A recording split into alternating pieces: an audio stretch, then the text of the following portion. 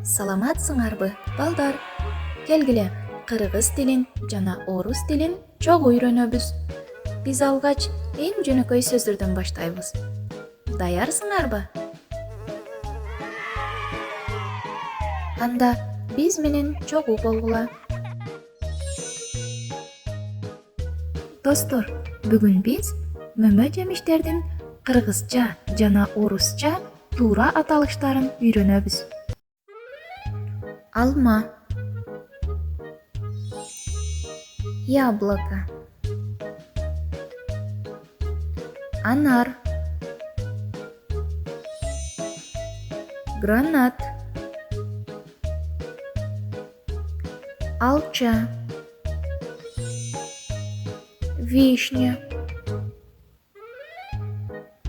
биалма, айва, жүзүм, виноград, өрүк, абрикос, шабдалы, персик,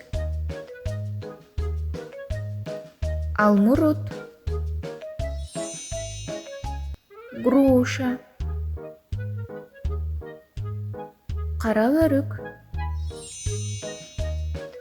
слива, хурма,